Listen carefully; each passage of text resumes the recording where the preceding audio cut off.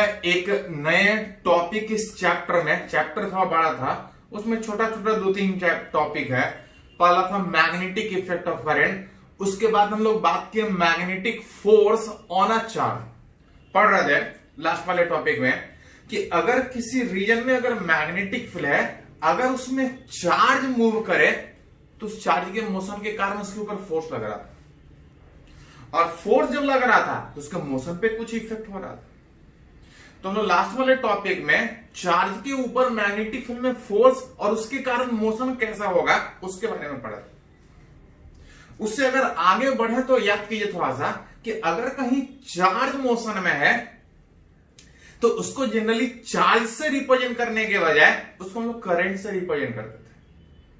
Charge motion अगर magnetic field में कर रहा है तो उसके ऊपर फोर्स लग रहा था, और अगर उस चार्ज को चार्ज के बजाय अगर करंट के टर्म में रिप्रेजेंट करें तो आप ये बोल सकते हैं कि अगर मैग्नेटिक फील्ड में चार्ज मोशन में है दैट इज करंट वायर।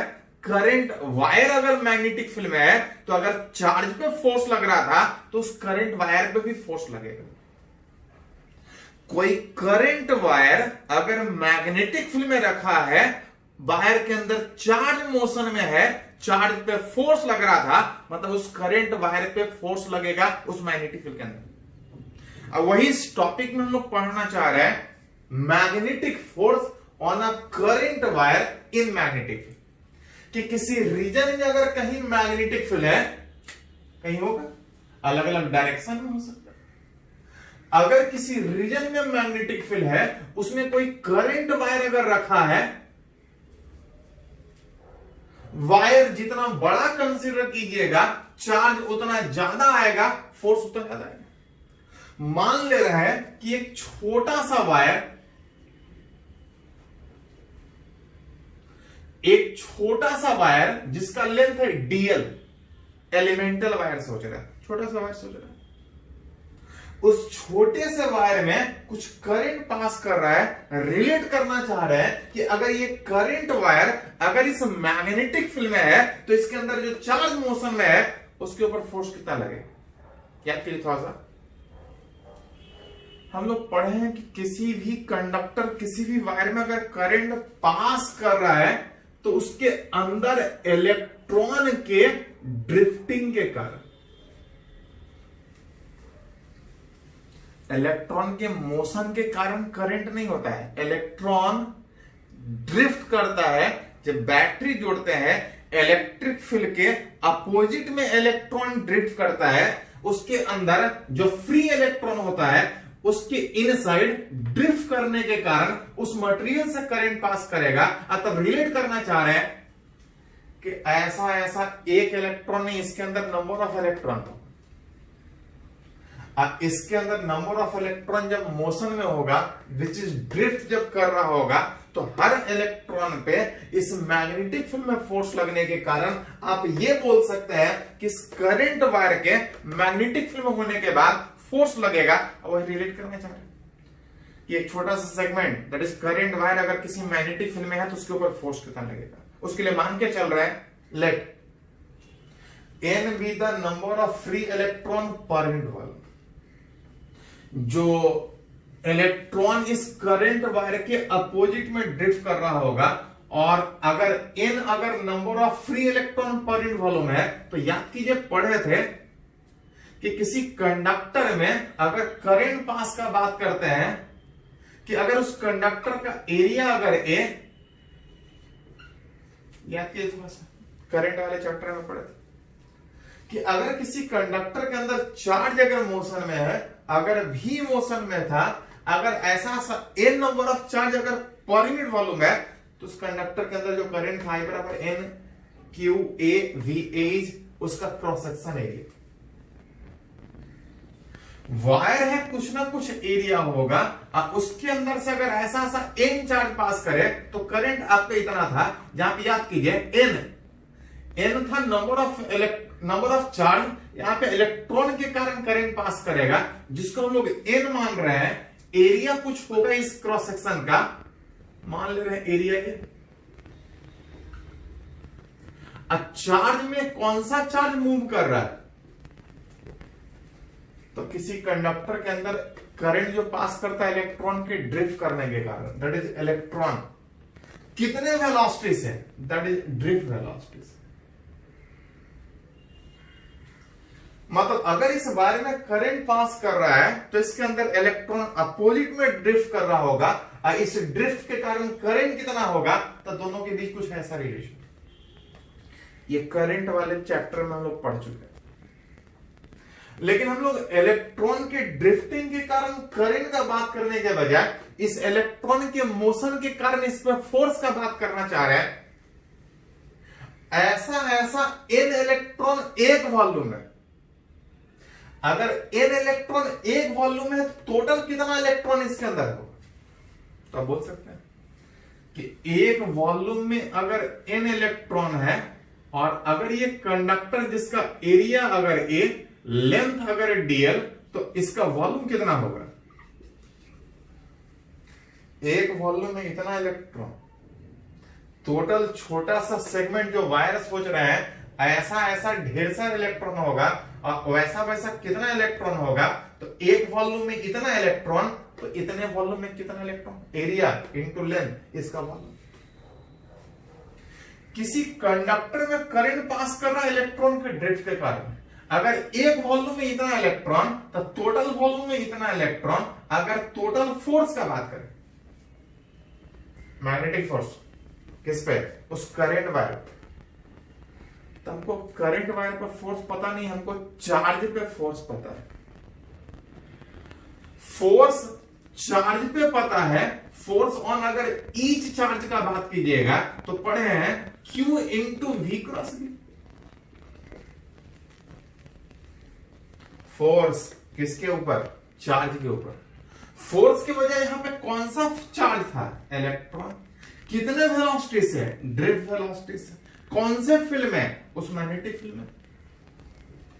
एक इलेक्ट्रॉन उस मैग्नेटिक फील्ड में मूव करने के बाद एक इलेक्ट्रॉन पे इतना फोर्स। ऐसा वायर में एक इलेक्ट्रॉन नहीं, ऐसा इतना इलेक्ट्रॉन है, तो अगर एक इलेक्ट्रॉन पे इतना फोर्स, तो टोटल इलेक्ट्रॉन पे कितना फोर्स।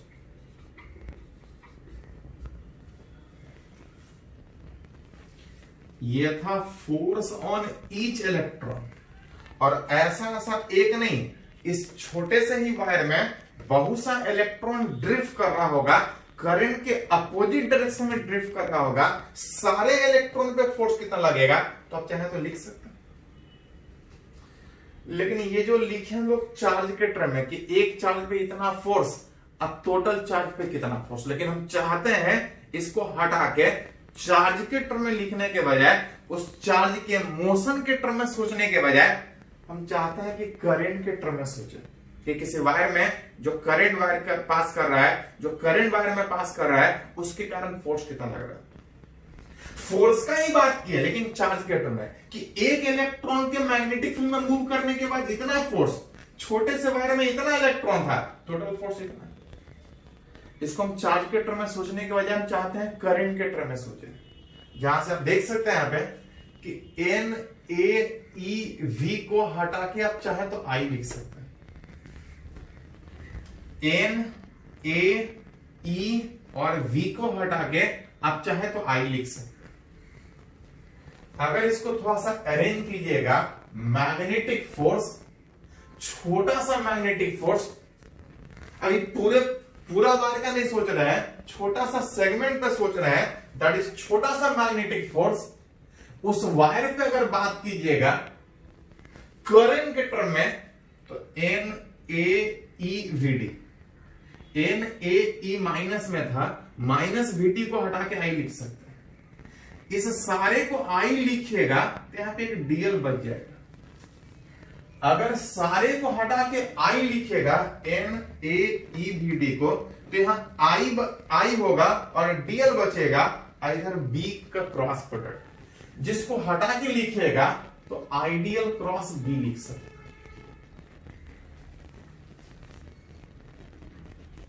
आई आ रहा था, N A E V D, DL बच रहा था। दोनों का अगर साथ में लिखे, साथ में मैग्नेटिक फील्ड को एक साथ, यहां पे क्रॉस प्रोडक्ट। ये था चार्ज के टर्म में उस वायर पे फोर्स। उसी वायर पे फोर्स। अब चार्ज के टर्म में सोचने के बजाय हम लोग करंट वायर के टर्म में सोच रहे हैं कि अगर कोई करंट वायर जिसका लेंथ छोटा सा dl अगर मैग्नेटिक फील्ड में है तो उसके ऊपर मैग्नेटिक फोर्स लगेगा। कितना फोर्स लगेगा? तो जैसे चार्ज पे लगता था Q into V cross B, charge के बजाय अगर किसी करंट वायर पे बात कीजिएगा आइडियल क्रॉस बी, जहां पे अगर क्रॉस प्रोडक्ट तोड़िएगा तो ideal B into sine theta.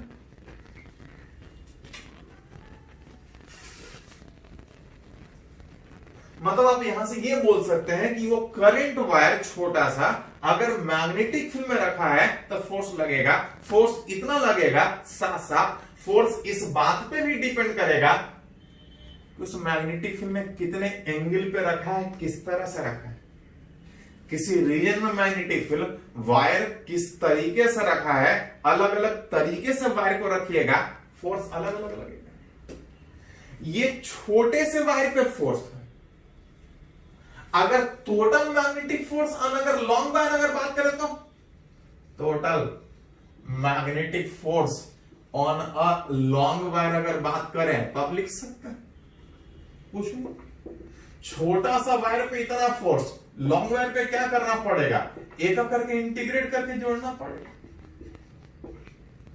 Wire अलग अलग हो सकता है, मैग्नेटिक फील्ड अलग अलग हो सकता है, अलग अलग तरीके से फील्ड में रखा जा सकता है, फोर्स अलग अलग तरीके से इस तरह से निकाल सकते हैं लॉन्ग वायर पे।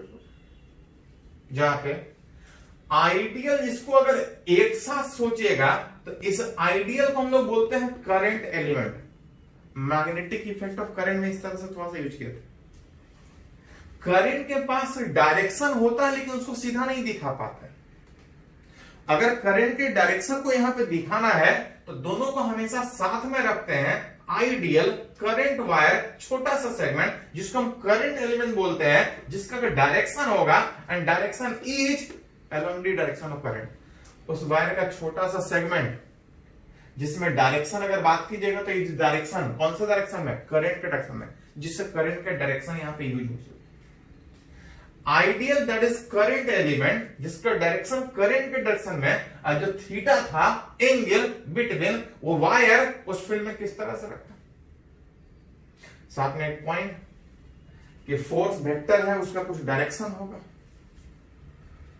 यहां भी डायरेक्शन का बात कि जो मैग्नेटिक फोर्स उस वायर पे फील्ड में रखने के बाद लग रहा है, उस मैग्नेटिक फोर्स का direction, the direction of magnetic force is along the direction of I dl cross B, A cross B. और याद कीजिए इस चैप्टर में बोलते आ रहे हैं कि फॉर्मूला सिंपल है, आसानी से आप ध्यान में रख सकते हैं।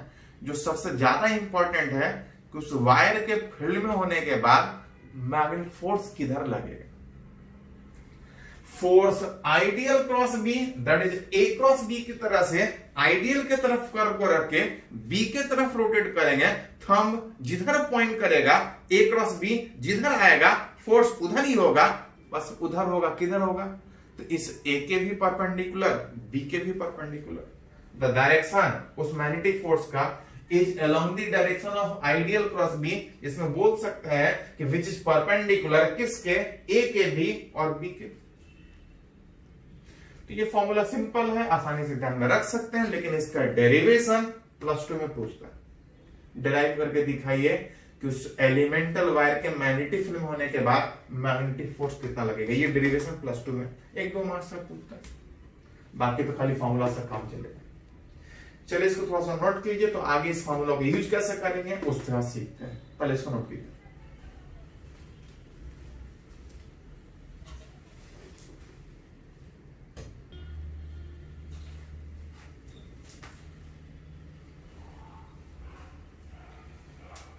तो अभी हम लोग एक फॉर्मूला का बात किए कि अगर कोई करंट वायर किसी मैग्नेटिक फील्ड में रखा है तो छोटे से एलिमेंट पे फोर्स पता था और टोटल निकालने के लिए इंटीग्रेट करना पड़ रहा था।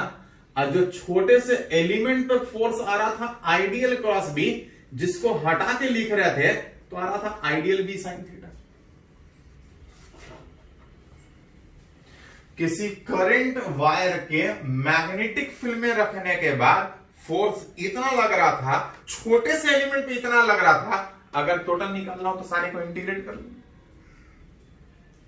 फॉर्मूला सिंपल है, अलग अलग कंडीशन में यूज कैसे होगा उसका बात करेंगे।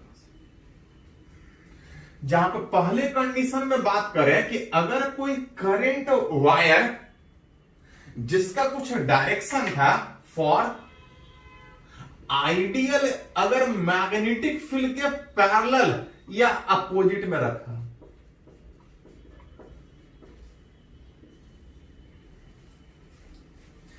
करंट वायर पे मैग्नेटिक फील्ड में फोर्स इस बात पे भी डिपेंड कर रहा था कि किस तरह से फील्ड में रखा है, कितने एंगल पे रखा है। अगर किसी करंट वायर को अगर मैग्नेटिक फील्ड के डायरेक्शन में, अगर किसी करंट वायर को मैग्नेटिक फील्ड के डायरेक्शन में या मैग्नेटिक फील्ड के अपोजिट में अगर रखें तो जो एंगल बनेगा थीटा बराबर 0 या 180 डिग्री, जो मैग्नेटिक फोर्स का बात होगा वो कितना होगा? तो जहां एंगल 0 या 180 बनेगा तो साइन थीटा 0 हो जाता है। साइन थीटा 0 होने का मतलब कि अगर कोई करंट वायर मैग्नेटिक फील्ड के डायरेक्शन में या मैग्नेटिक फील्ड के अपोजिट डायरेक्शन में रखा है, उसके ऊपर कोई फोर्स नहीं लगेगा। अलग अलग कंडीशन में रिलेट करना चाह रहे हैं। कभी कभी पूछा जाता है कि जो मैग्नेटिक फोर्स उस चार्ज पर, करंट वायर पर लग रहा था, ये मैक्सिमम कब होगा? तो मैक्सिमम तब होगा जब साइन थीटा मैक्सिमम होगा। साइन थीटा मैक्सिमम कब होता है? जब theta is equal to 90 degree. When theta is equal to 90 degree, 90 degree का मतलब कि अगर किसी रीजन में अगर मैग्नेटिक फील्ड है, अगर उसमें करंट वायर अगर उसे ठीक परपेंडिकुलर में रखा हो तो उसके ऊपर जो फोर्स लगेगा वो मैक्सिमम लगेगा। दैट इज आप लिख सकते हैं कि आइडियल जो करंट वायर है वो मैग्नेटिक फील्ड के ठीक परपेंडिकुलर 90 डिग्री पे, तो जो फोर्स लगेगा वो मैक्सिमम लगेगा। कितना? तो बैठा सकते हैं। हाँ, साथ में ये भी कि जो फोर्स लगेगा वो किधर लगेगा। फोर्स का direction I dl cross B. I dl cross B कैसे निकालते हैं? आइडियल के तरफ ये कर्ल रख के बी के तरफ रोटेट करेंगे। आइडियल ऊपर है, आइडियल के तरफ कर्ल को रख के बी के तरफ, बी उधर था, आइडियल के तरफ कर्ल को रख के बी के तरफ रोटेट करेंगे। स्ट्रेच थंब जिधर जाएगा that will be the direction of magnetic force. यहां पे करंट वायर उस मैग्नेटिक फील्ड में रखने के बाद आइडियल क्रॉस बी अंदर जा रहा है, मतलब बोल सकते हैं कि इस वायर पे जो फोर्स होगा विच cross inside dot a cross direction था, जो किसी भी वेक्टर में यूज कर सकते हैं। फोर्स पेपर के इनसाइड लग रहा है इस वायर पे, आप चाहे तो क्रॉस से दिखा सकते हैं। हम बगल में लिखिए कि मैग्नेटिक फोर्स दिखा दे अंदर की ओर उस वायर पे लगे। अलग अलग कंडीशन में उस वायर पे फोर्स का बात कर रहा है। छोटे से वायर पे इतना था, लॉन्ग वायर पे इतना था। For a long current wire in uniform magnetic field, अगर कोई लॉन्ग वायर इस तरह से अगर किसी मैग्नेटिक फील्ड में रखा है,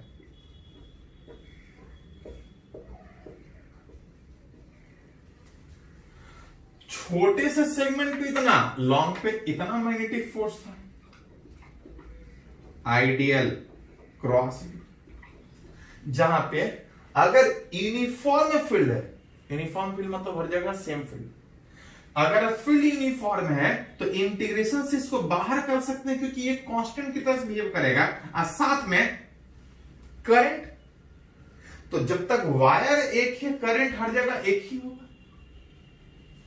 जब तक वायर एक है, चाहे जिस शेप का हो, अगर वायर एक है करंट सेम होगा। अगर यूनिफॉर्म फील्ड है तो इस इंटीग्रेशन से आप चाहें तो बी को भी हटा सकते हैं और आई भी तो सेम होगा। जिसको अगर लिखना चाहें तो इस डीएल के इंटीग्रेशन को अगर लिखना चाहे तो जब मैग्नेटिक फोर्स आएगा, इसको यहीं पे लिखते हैं, मैग्नेटिक फोर्स उस करंट वायर पे जब बात हो रहा था, अगर यूनिफॉर्म फील्ड में था तो करंट हर जगह सेम, ये भी इंटीग्रेशन से बाहर, और फील्ड भी सेम, मैग्नेटिक फील्ड भी बाहर। जिसको हटा के अगर लिखना चाहें तो आप इस तरह से लिख सकते हैं।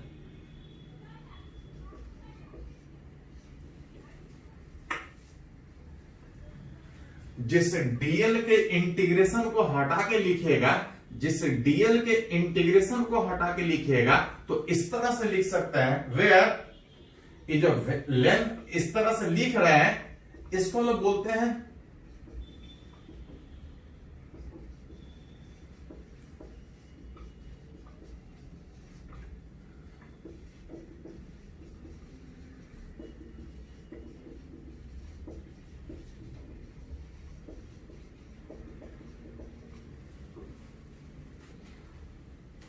छोटे से सेगमेंट पे इतना फोर्स, लॉन्ग सेगमेंट पे एक करके जोड़ने का बात था।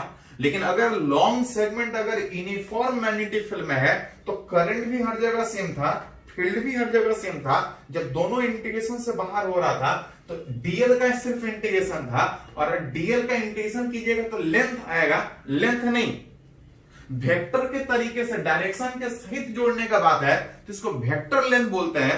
वेक्टर लेंथ का मतलब कि अगर वो वायर मैग्नेटिक फील्ड में रखा है, किस शेप का है उससे कोई फर्क नहीं पड़ेगा, फर्क सिर्फ इससे पड़ेगा कि जो इनिशियल और फाइनल के बीच जो शॉर्टेस्ट लेंथ होगा, इसका जो वेक्टर लेंथ होगा, इसका जो वेक्टर लेंथ होगा उसके ऊपर डिपेंड करेगा कि उस वायर के फील्ड में रहने के बाद फोर्स कितना लगेगा। तो अगर फील्ड यूनिफॉर्म है, अगर किसी वायर पे करंट फोर्स निकालना है, वायर किस शेप का है उससे कोई फर्क नहीं पड़ेगा, फर्क सिर्फ इससे पड़ेगा कि इनिशियल और फाइनल के बीच जो शॉर्टेस्ट लेंथ है, जो वेक्टर लेंथ है, जो डिस्प्लेसमेंट है, उस वायर का जो शॉर्टेस्ट लेंथ है, उस वेक्टर लेंथ का वैल्यू कितना है उस पर डिपेंड करेगा कि उस वायर के फील्ड में होने के बाद फोर्स कितना लगेगा। यहां पे आसानी से रिलेट कर सकते हैं। वायर किस शेप का है उससे कोई फर्क नहीं पड़ेगा। अगर इसी में एक पॉइंट और बात करें कि for a close loop in uniform magnetic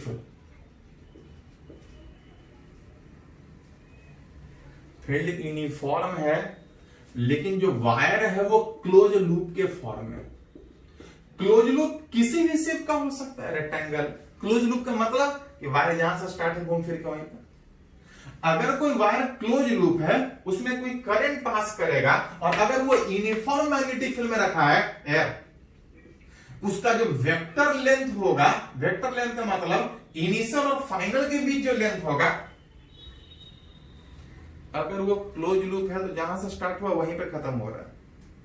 एक करके लेंथ जोड़िएगा तो आएगा, लेकिन अगर वेक्टर लेंथ जोड़ने का बात आइएगा तो जीरो आएगा।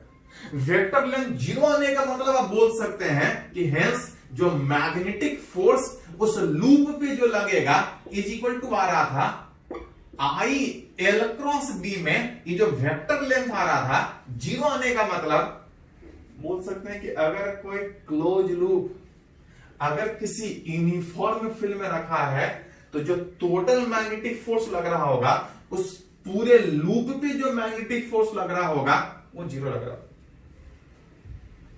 लेकिन ये बात तब वैलिड है जब यूनिफॉर्म फील्ड में ये बाहर हो रहा था, ये बाहर लेंथ को वेक्टर के साथ जोड़ने का बात था। लूप क्लोज होने के कारण, वेक्टर लेंथ का वैल्यू जीरो होने के कारण मैग्नेटिक फोर्स जीरो है। मतलब बोल सकते हैं कि अगर वायर क्लोज लूप अगर यूनिफॉर्म फील्ड में है तो चाहे जैसा भी लूप हो, अगर फोर्स का बात कीजिएगा तो नेट फोर्स जीरो आएगा। नेट फोर्स जीरो आएगा। नेट फोर्स जीरो का मतलब क्या, कहीं फोर्स ही नहीं लगेगा तो नहीं, डिफरेंट सेगमेंट पे फोर्स लगेगा लेकिन टोटल फोर्स जीरो होगा। But different segment may experience force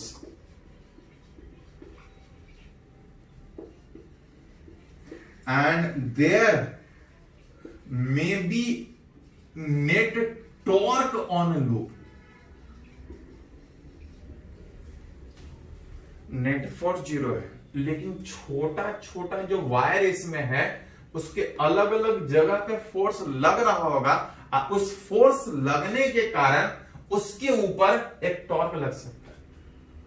total force 0 था। टोटल 0 का मतलब ये नहीं कि डिफरेंट सेगमेंट पे भी फोर्स 0, डिफरेंट सेगमेंट पे फोर्स लग सकता है। इस तरह से लगेगा कि नेट फोर्स 0 है, नेट फोर्स तो 0 हो जाएगा, लेकिन हो सकता है उसके ऊपर टॉर्क लगे। याद कीजिए मैकेनिक्स में सीखा कि अगर किसी बॉडी पे अगर नेट फोर्स 0 है तो टॉर्क नहीं भी लग सकता है, टॉर्क लग भी सकता है। अगर फोर्स एक ही लाइन में हो तो टॉर्क नहीं लगेगा, लेकिन अगर फोर्स अलग अलग लाइन में हो तो नेट फोर्स 0 होगा, लेकिन हो सकता है कि ये बॉडी रोटेट करे, उसके ऊपर टॉर्क लगे। देयर मे बी लग भी सकता है, नहीं भी लग सकता है।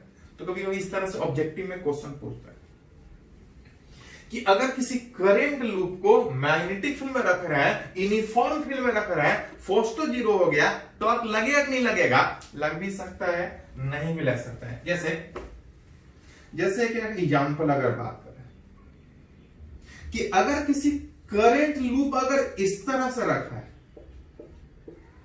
जिसमें करंट ऐसा पास कर रहा है किसी मैग्नेटिक फील्ड में, देखिए थोड़ा सा, तो अगर यूनिफॉर्म फील्ड है तो नेट फोर्स 0 होगा, लेकिन हमको पता है कि डिफरेंट सेगमेंट में फोर्स लगेगा। डिफरेंट सेगमेंट में अगर छोटा सा सेगमेंट अगर यहां पे ले तो फोर्स था I dl cross B. I dl cross B कैसे निकालते हैं? आइडियल के तरफ कर्ल कर रख के, आईडी ऊपर है, आइडियल को की तरफ कर्ल रख के, मैग्नेटिक फील्ड अंदर था, आइडियल के तरफ कर्ल रख के बी के तरफ रोटेट करेंगे, हम इनसाइड जाए। थंब इनसाइड जाने का मतलब आप बोल सकते हैं कि इस छोटे से सेगमेंट पर फोर्स इधर लगेगा।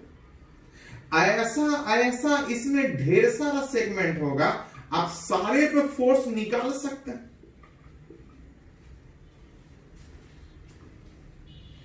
आइडियल इधर, बी अंदर, फोर्स इधर। छोटा छोटा सेगमेंट पे सब पे फोर्स लगेगा, नेट फोर्स 0 होगा, लेकिन डिफरेंट सेगमेंट में एक्सपीरियंसेस फोर्स। डिफरेंट सेगमेंट पे फोर्स लग रहा है, टॉर्क लग भी सकता है, टॉर्क नहीं भी लग सकता है। एक्चुअली सारा फोर्स जब एक ही प्लेन में लगेगा तो एक दूसरे को कैंसिल करेगा और नेट टॉर्क 0 हो जाएगा। जब फोर्स पे अलग अलग प्लेन में, एक बाहर की ओर अगर एक अंदर लगेगा, तब ये लूप रोटेट करेगा। सारा एक ही फोर्स एक ही प्लेन में लग रहा है, फोर्स भी 0 होगा, नेट टॉर्क भी 0 होगा। हाँ, कभी कभी ऐसा क्वेश्चन पूछता है कि लूप कॉन्ट्रैक्ट करेगा कि एक्सपेंड करेगा, तभी सारे एलिमेंट पे फोर्स अंदर की ओर लग रहा है, लूप कॉन्ट्रैक्ट करेगा। अगर यही करंट उल्टा होता तो सारे पे फोर्स बाहर की ओर लगता, लूप कॉन्ट्रैक्ट करने के बजाय लूप एक्सपेंड करने का कोशिश करता है। ऐसा पूछा हुआ है क्वेश्चन कि मैग्नेटिक फील्ड में ये लूप कॉन्ट्रैक्ट करेगा कि एक्सपेंड। तो अगर करंट ऐसा तो कॉन्ट्रैक्ट करेगा, अगर करंट उल्टा दिखाइएगा तो वो एक्सपेंड करेगा। जैसे अगर और एग्जांपल अगर बात करें कि अगर कोई करंट लूप अगर यूनिफॉर्म मैग्नेटिक फील्ड में इस तरह से एक करंट वायर इस तरह से है, ए बी सी डी, जहां बोल सकते हैं कि अगर ये क्लोज लूप है, इसको थोड़ा छोटा बनाते हैं, जगह नहीं है। अगर ये क्लोज लूप है तो दो नेट फोर्स तो 0 हो गया।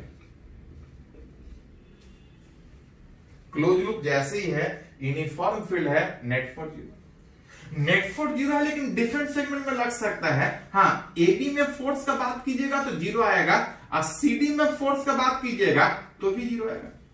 मैग्नेटिक फील्ड के डायरेक्शन में या अपोजिट डायरेक्शन में, मैग्नेटिक फील्ड के अपोजिट डायरेक्शन में, ये डायरेक्शन में नेट फोर्स 0 होता है।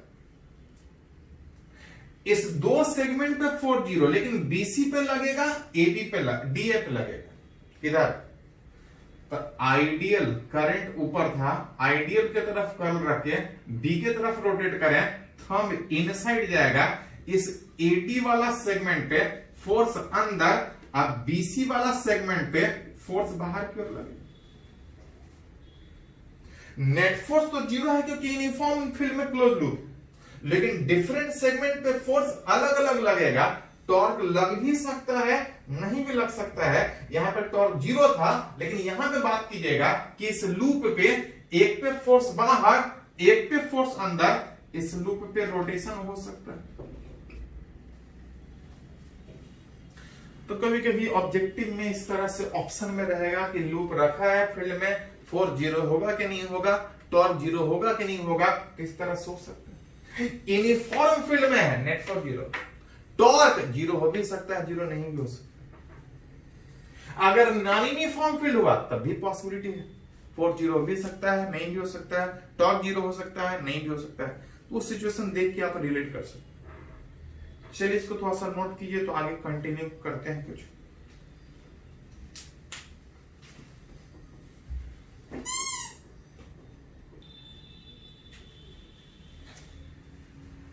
तो हम लोग एक फॉर्मूला का बात की कि अगर कोई वायर किसी मैग्नेटिक फील्ड में है तो फोर्स लग रहा था आइडियल क्रॉस में। लॉन्ग वायर था तो एक करके इंटीग्रेट करके जोड़ने का बात। हाँ, उस जोड़ने में देख रहे थे कि अगर फील्ड हर जगह सेम है तब उस करंट वायर पे फोर्स बहुत आसानी से निकाल ले रहे थे। लेंथ उसमें जोड़ना होता था वेक्टर लेंथ इनिशियल से फाइनल के बीच। उसी में ये भी सीखे कि अगर कोई क्लोज लूप अगर यूनिफॉर्म फील्ड में है तो नेट फोर्स जीरो। तो फॉर्मूला सीखे, अलग अलग कंडीशन में रिलेट करेंगे कि अगर कोई वायर अगर किसी मैग्नेटिक फील्ड में है, यूनिफॉर्म फील्ड में इस तरह से नॉन यूनिफॉर्म में इंटीग्रेट करके निकालना पड़ेगा। कैसे निकलेगा, थोड़ा न्यूमेरिकली बात करते हैं। जहां पर सबसे पहला कंडीशन में अगर एग्जांपल बात करें तो मान के चल रहा है कि कोई वायर इस तरह का एक सेमी सर्कुलर जिसका कुछ रेडियस होगा, एक सेमी सर्कुलर करंट वायर अगर किसी मैग्नेटिक फील्ड में रखा है, कुछ होगा इस तरह से एक्स एक्सिस बाई एक्सिस। एक सेमी सर्कुलर वायर अगर किसी मैग्नेटिक फील्ड में रखा है, रिलेट करना चाह रहा है कि मैग्नेटिक फोर्स इस करंट वायर पे कितना फोर्स लगेगा।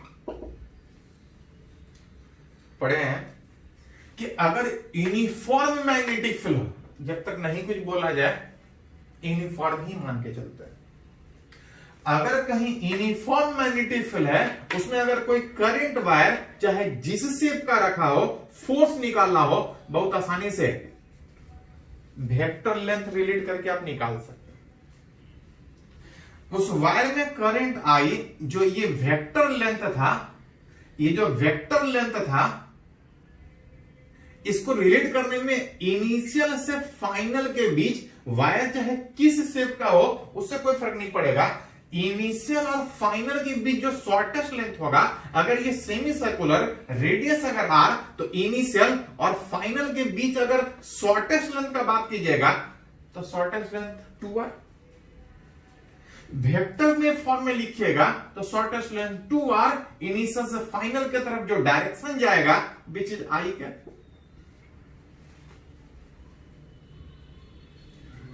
आई एल क्रॉस मैग्नेटिक फील्ड में। मैग्नेटिक फील्ड भी एक्स एक्सिस की ही तरफ है। अगर रिलेट कीजिएगा तो इस करंट वायर के ऊपर फोर्स का बात कीजिएगा तब लिख सकते हैं मैग्नेटिक फोर्स जीरो, क्योंकि आई क्रॉस आई सेम के साथ क्रॉस प्रोडक्ट जीरो होता है, डॉट प्रोडक्ट 1 होता है, क्रॉस प्रोडक्ट जीरो होता है सेम के साथ। मतलब इस करंट वायर पे मैग्नेटिक फील्ड में इस तरीके से रखे होने के कारण कि इनिशियल और फाइनल इसी डायरेक्शन में आ रहा है, वेक्टर लेंथ इस डायरेक्शन में आ रहा है। मैग्नेटिक फील्ड में करंट एलिमेंट अगर मैग्नेटिक फील्ड के डायरेक्शन में हो तो पढ़े कि मैग्नेटिक फोर्स जीरो होगा। हाँ, टोटल फोर्स जीरो है लेकिन डिफरेंट सेगमेंट पर फोर्स लगेगा। लेकिन अगर टोटल फोर्स पूछा तो बोल सकते हैं टोटल फोर्स जीरो होगा। एक वायर अगर और बात करें इस तरह से, अगर पैराबोलिक शेप में वाई स्क्वायर बराबर 4x, वायर एक पैराबोलिक शेप में अगर इस तरह का शेप में है और इस रीजन में कहीं मैग्नेटिक फील्ड होगा, कुछ देगा, जिधर देगा उधर सोचेंगे, मान लेते हैं इस तरह से। किसी रीजन में मैग्नेटिक फील्ड वायर इस शेप का, एक करंट वायर इस शेप का, अगर एक्स एक्सिस के लॉन्ग, अगर x इक्वल टू 2 तक वायर कुछ ऊपर तक है, वायर कुछ नीचे तक है, तब रिलेट करना चाह रहा है किस मैग्नेटिक, इस करंट वायर पे, इस करंट वायर पे इस मैग्नेटिक फील्ड में होने के बाद फोर्स की तरह दिख रहा है कि मैग्नेटिक फील्ड पेपर के इनसाइड है, कुछ मैग्नीट्यूड होगा, जरूरत पड़े तो डायरेक्शन माइनस के क्या लिख सकते हैं। करंट वायर पे फोर्स निकालना हो तो IL क्रॉस B है, लेकिन तब जब यूनिफॉर्म फील्ड हो। वायर में करंट आई कुछ होगा, L मतलब लेंथ नहीं, वेक्टर लेंथ। वेक्टर लेंथ का मतलब इनिशियल से फाइनल के बीच का शॉर्टेस्ट डिस्टेंस। अगर ये वायर इधर से x इक्वल टू 2 तक है, यहां से x इक्वल टू 2 बैठाइएगा तो ये 4 इंटू 8 आएगा। 8 का मतलब y ऊपर में ये √8 डिस्टेंस तक, नीचे में -√8 डिस्टेंस तक, अगर x इक्वल टू 2 तक वायर। अगर इनिशियल से फाइनल के बीच अगर शॉर्टेस्ट लेंथ का बात कीजिएगा तो आप लिख सकते हैं 2√j का, √8 टोटल 2√8 ऊपर की ओर बीच j का। अब मैग्नेटिक फील्ड दिख रहा है B माइनस के का,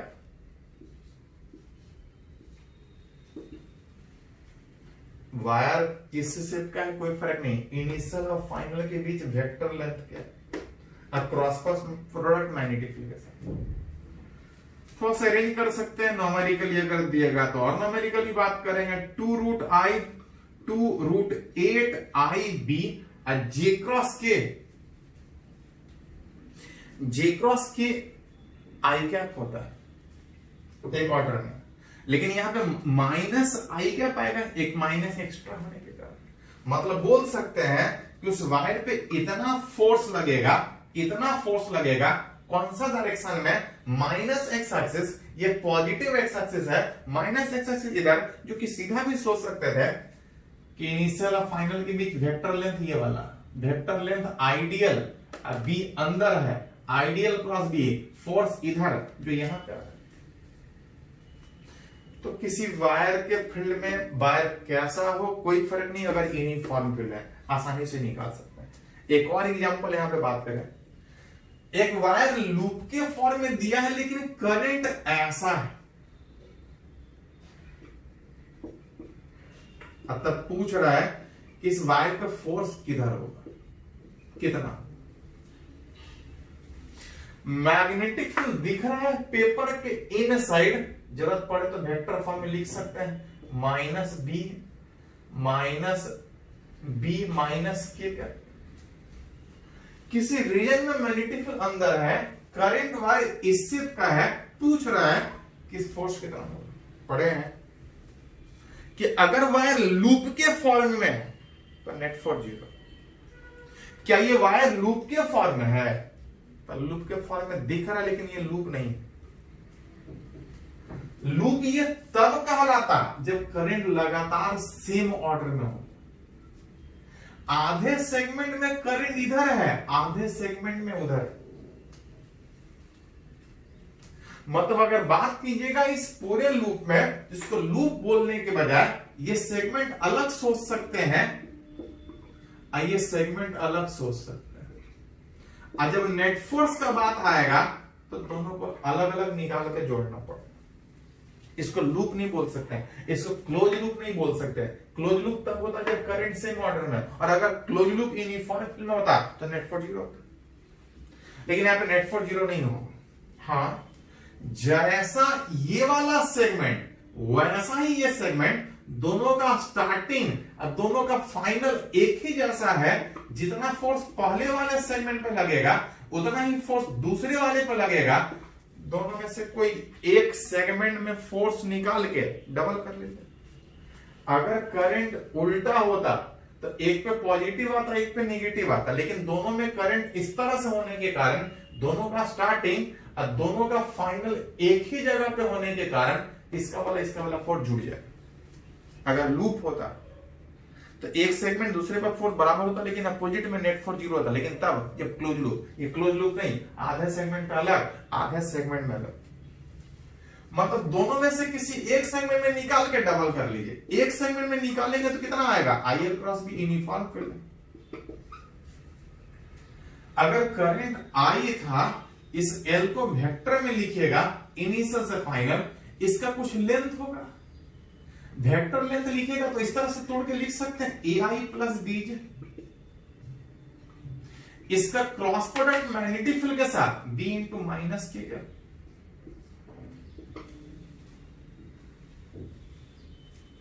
थोड़ा सा अरेंज कर लीजिए।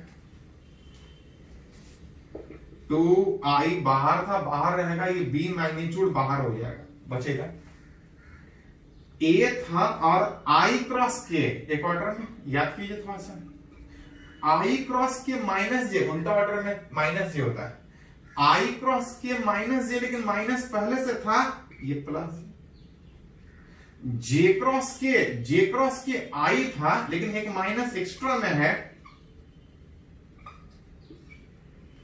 दैट इज मैग्नेटिक फोर्स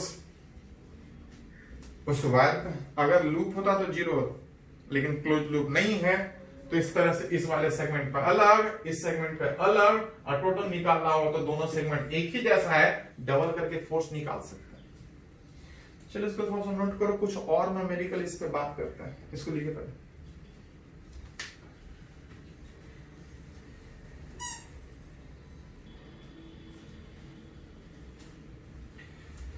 तो हम लोग कुछ न्यूमेरिकल बात कर रहे हैं कि करंट वायर पे मैग्नेटिक फील्ड में होने के बाद फोर्स कितना लगेगा, उसको रिलेट कैसे करें।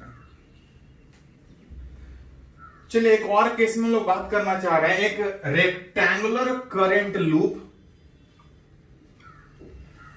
अगर यूनिफॉर्म फील्ड में होता तो फोर्स 0 होता, लेकिन अगर यहां पे यूनिफॉर्म मानने के बजाय अगर इस रीजन में अगर नॉन यूनिफॉर्म फील्ड, जिसका अगर मैग्नीट्यूड का बात कीजिएगा और साथ में अगर डायरेक्शन, तो इस तरह से कुछ लिखा है, बोल रहे हैं मैग्नेट करंट लूप, एक रेक्टेंगुलर करंट लूप, इस तरह से non uniform field, x variable है, एक्स वेरिएबल का मतलब कि जैसे जैसे आगे जाएंगे, एक्स के तरफ आगे जाएंगे, मैग्नेटिक फील्ड बढ़ रहा है।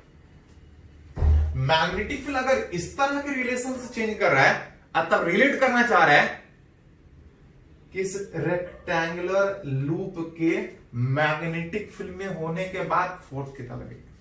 अगर ये यूनिफॉर्म फील्ड होता तो सीधा बोलते हैं नेट फोर्स, लेकिन नॉन यूनिफॉर्म फील्ड है, सीधा सीधा नहीं बोल सकते। हाँ, निकालने के बाद अगर मिल जाए कि नेट फोर्स 0 है तो हम बोल सकते हैं कि नेट फोर्स 0, लेकिन तब जब निकालेंगे तब।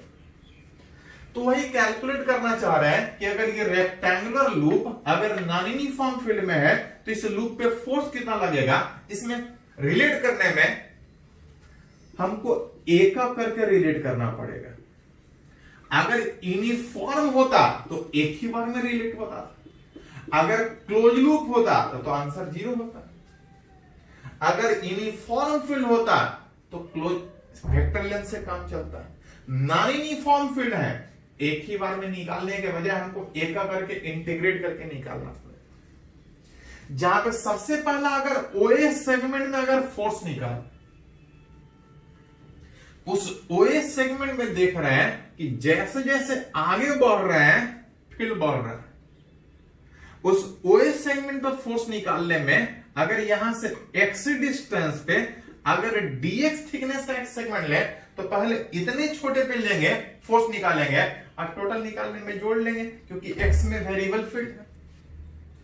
x डायरेक्शन में फील्ड वेरिएबल होने के कारण पहले छोटे से सेगमेंट पर फोर्स निकालेंगे और टोटल निकालना हो तो जोड़ लेंगे। which is force on OA segment is equal to ideal cross B,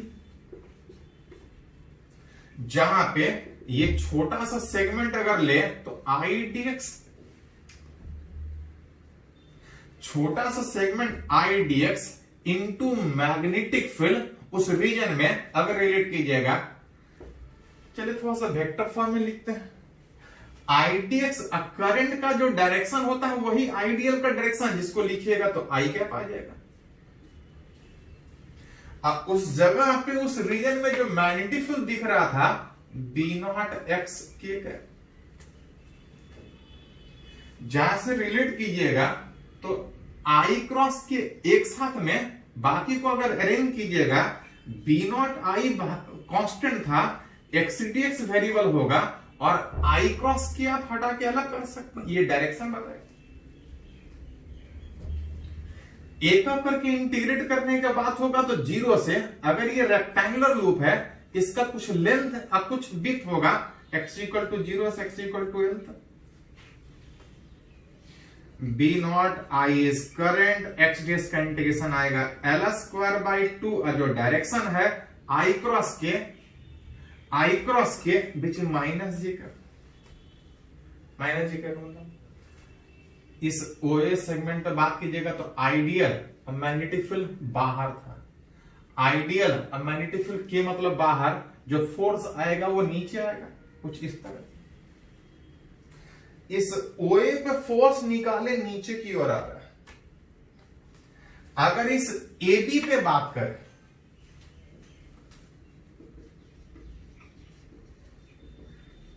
uniform होता तो इतना मेहनत नहीं करना पड़ता, लेकिन नॉन यूनिफॉर्म है, एक ही बार में निकालने के बजाय छोटा छोटा सेगमेंट में तोड़ के निकालना पड़ेगा।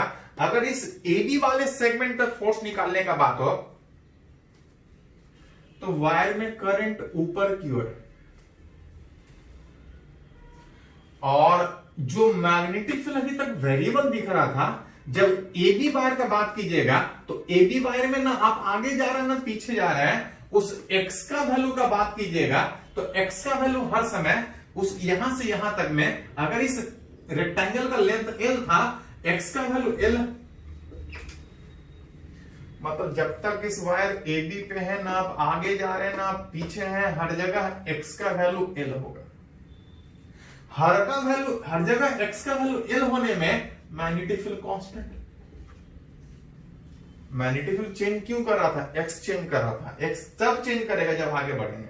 जब तक इस वायर AB पे बात है, हर जगह x का वैल्यू l था, फोर्स हर जगह वायर पे सीधा सीधा फोर्स निकल जाएगा, क्योंकि फील्ड सेम है, क्योंकि x का वैल्यू सेम है। मैग्नेटिक फोर्स AB वाला सेगमेंट पे इस बार सीधा निकल जाएगा, I L cross B. I length का बात कीजिएगा तो वायर का लेंथ b और डायरेक्शन j का, ये आई करंट, इसका क्रॉस प्रोडक्ट मैग्नेटिक फील्ड में, magnetic field B naught x के जगह पे हर जगह एक्स सेम एल, और जो डायरेक्शन था वो क्या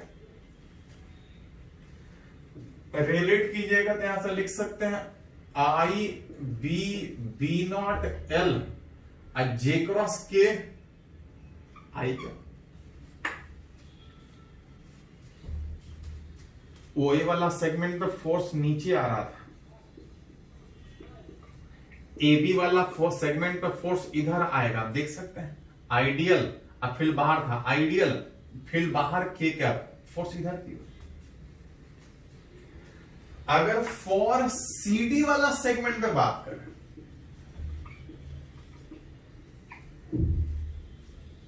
सॉरी BC वाला segment, OA segment AB segment हुआ, इस पे निकालेंगे, इस पे निकालेंगे, टोटल लूप जोड़ लेंगे। अगर गौर से देखें इस नॉन यूनिफॉर्म फील्ड में, जैसा ये वाला वायर वैसा ही ये वाला वायर, जैसा फोर्स इस OA वाले वायर पे लगेगा वैसा ही वायर फोर्स इस पे भी लगेगा। दोनों का पोजीशन उस मैग्नेटिक फील्ड में सेम है, हाँ बस अंतर कि OA वाले पे फोर्स नीचे लग रहा है तो BC पे करंट अपोजिट डायरेक्शन होने के कारण ठीक अपोजिट में BC वाले सेगमेंट पे फोर्स ऊपर। अब चाहे तो आइडियल क्रॉस B करके देख सकते हैं। आइडियल बाहर, आइडियल इधर, अब फील्ड बाहर, आइडियल क्रॉस B, फोर्स ऊपर जाएगा। मतलब BC पे फोर्स निकालने में आप सीधा सीधा बोल सकते हैं कि OA के ठीक अपोजिट आएगा। OA वाला फोर्स निकाले हुए थे B naught I L square by 2, बस डायरेक्शन माइनस के बजाय प्लस जे आएगा। ठीक है पॉजिटिव। अगर एक लास्ट बचा, अगर CO सेगमेंट अगर बात कीजिएगा, अगर गौर से देखें तो CO सेगमेंट जहां भी है ये y एक्सिस पे है। अब y एक्सिस पे कहीं भी बात कीजिएगा x का वैल्यू 0, और अगर x 0 है तो उस जगह पे जो मैग्नेटिक फील्ड होगा वो 0 आएगा। ध्यान था, आगे बढ़ने से x चेंज कर रहा था। अगर इस वायर पे बात कीजिएगा तो x 0 आएगा, वहां पे फील्ड 0 आएगा।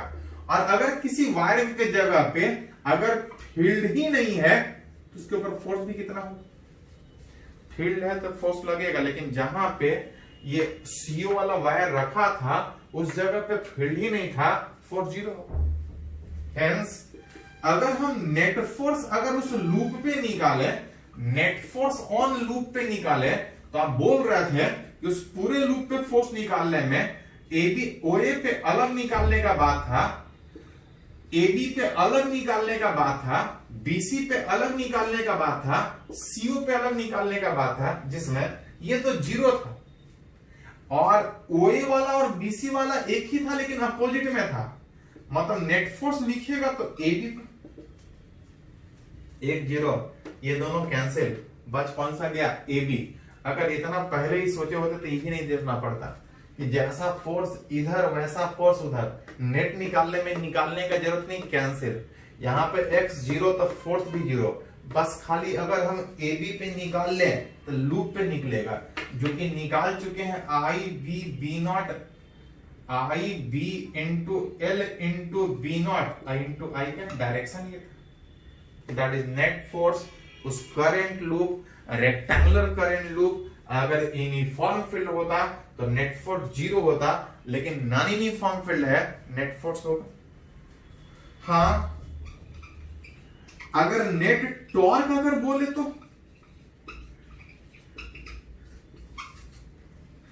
ध्यान दीजिए, फोर्स लग रहा है इसका मतलब टॉर्क लगेगा कोई जरूरी नहीं है। हाँ, टॉर्क कब लगता है, जब फोर्स अपोजिट और कुछ परपेंडिकुलर डायरेक्शन, परपेंडिकुलर डिस्टेंस पे अलग अलग डायरेक्शन में लगे, अलग अलग प्लेन में लगे। लेकिन यहां पे अगर गौर से देखिएगा, सारा फोर्स इसी प्लेन में लग रहा था, भले ही नेट फोर्स 0 हो जाए, लेकिन सारा फोर्स एक ही प्लेन में है। तो एक प्लेन में जितना भी फोर्स लगाइएगा सिर्फ ट्रांसलेट करेगा, रोटेट नहीं करेगा। रोटेट तब करेगा जब एक फोर्स अंदर एक फोर्स बाहर का बात होगा।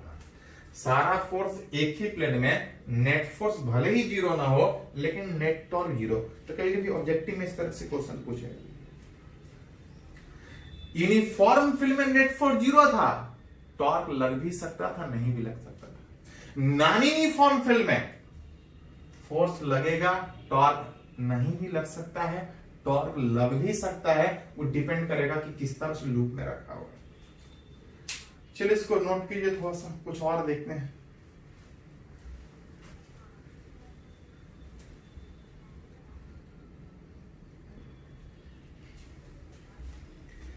तो इसमें अगर एक और एग्जांपल अगर बात करें, एक क्वेश्चन है यहाँ पे, ये IIT में भी पूछा है, दूसरे के एग्जाम में भी पूछा हुआ है। बोल रहे क्लोज सर्कुलर लूप अगर किसी रीजन अगर यूनिफॉर्म मैग्नेटिक फील्ड में रखा है, अगर यूनिफॉर्म फील्ड में है तो नेट फोर्स तो 0 होगा। लेकिन पढ़े हैं कि भले ही करंट लूप पे नेट फोर्स 0 हो, लेकिन डिफरेंट सेगमेंट पे फोर्स लग रहा है। डिपेंड कि करंट इस लूप में ऐसा है, करंट ऐसा है, फोर्स अलग अलग डायरेक्शन में लग सकता है। जहां पर अगर रिलेट करें कि अगर इस वायर में करंट अगर ऊपर तो फोर्स अंदर लगेगा, अगर करंट इस तरह से है तो डिफरेंट सेगमेंट पे जो फोर्स लगेगा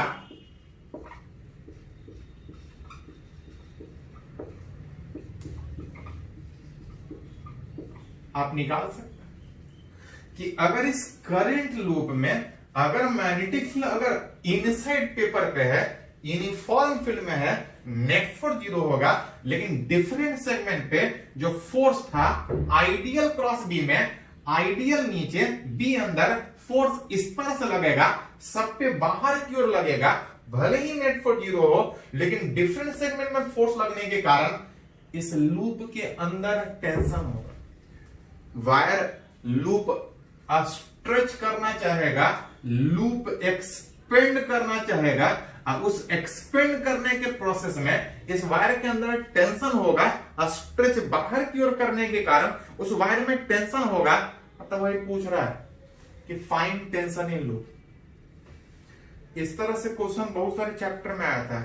सर्कुलर मोशन में था, सरफेस टेंशन में इस तरह से था, इलेक्ट्रोस्टैट में इस तरह से क्वेश्चन रहता है कि कहीं फोर्स लग रहा है, उसके कारण इस वायर में टेंशन है, पूछ रहा है टेंशन कितना। टेंशन वायर के इनसाइड होगा। अगर पूरे वायर को सोचेगा तो टेंशन दिखेगा नहीं, क्योंकि टेंशन वायर के अंदर है। उसके लिए अगर इस वायर का एक छोटा सा सेगमेंट अगर ए बी कंसिडर करें, अगर इस वायर का एक छोटा सा सेगमेंट अगर ए बी कंसिडर करें, ए बी सेगमेंट, जो इस सर्किल का एक सेगमेंट था जिसका कुछ रेडियस होगा, असिमेट्रिकली अगर बीचों बीच बात करें तो इधर और इधर अगर बराबर एंगल पे अगर छोटा सा सेगमेंट अगर सोचे, तो इस वायर पे बाकी वाला सेगमेंट टेंशन के कारण इसको खींच रहा होगा। वही इस वायर ए बी में जो टेंशन लग रहा है, दूसरा वाला सेगमेंट जो उसको खींच रहा है, उस टेंशन का वैल्यू मेरे को चाहिए। टेंशन इसलिए था कि डिफरेंट सेगमेंट पे फोर्स ऊपर लग रहा था, बाहर लग रहा था, ये बाहर खींचाना चाह रहा था, दूसरा सेगमेंट उसको वहीं पे रोक रहा था। विच एक इक्वेशन आप लिख सकते हैं कि अगर वो इक्विलिब्रियम में है तो जितना फोर्स टेंशन का अंदर की ओर लग रहा होगा, उतना ही मैग्नेटिक फोर्स लग रहा होगा एट इक्विलिब्रियम नेट फोर्स। अगर रिलेट कीजिएगा तो बोल सकते हैं कि अगर इस तरह से थीटा एंगल पे था, तो ये जो एंगल होगा वो भी थीटा होगा, और ये एंगल थीटा होने का मतलब टी कॉस थीटा एक दूसरे को कैंसिल करेगा, लेकिन जो सेंटर के तरफ टी साइन थीटा लगेगा, इधर सेंटर के तरफ जो टी साइन थीटा लगेगा, 2t साइन थीटा जो लगेगा, वही उस मैग्नेटिक फोर्स को बैलेंस कर रहा होगा। जितना मैग्नेटिक फोर्स के कारण ये बाहर खिंचाना चाह रहा होगा, टेंशन उसको रोक के रख रहा होगा अंदर की ओर, अब उसी के कारण इसके अंदर जो टेंशन था वही रिलेट करना चाहिए। अगर एक छोटा सा सेगमेंट लिए हैं, फॉर अगर स्मॉल सेगमेंट लिए हैं, तो इस साइन थीटा को हटा के थीटा लिख सकते हैं। अगर एंगल छोटा है, छोटा सेगमेंट है, छोटा सेगमेंट है तो एंगल छोटा बनेगा। मैग्नेटिक फोर्स था I dl cross B. I is current, dl is length. अगर इसका रेडियस आर माने तो इसका लेंथ हो जाएगा आर थीटा में टोटल सेगमेंट सेंटर पे 2 थीटा बना रहा है, एल बराबर आर 2 थीटा। आइडियल, अब बी मैग्नेटिक हर जगह सेम, अब दोनों के बीच तो एंगल 90 डिग्री, मैग्नेटिक अंदर परपेंडिकुलर, जिसमें 2 थीटा कैंसिल आएगा। उस वायर में जो टेंशन चाहिए था आप लिख सकते हैं आई इंटू आर इंटू बी।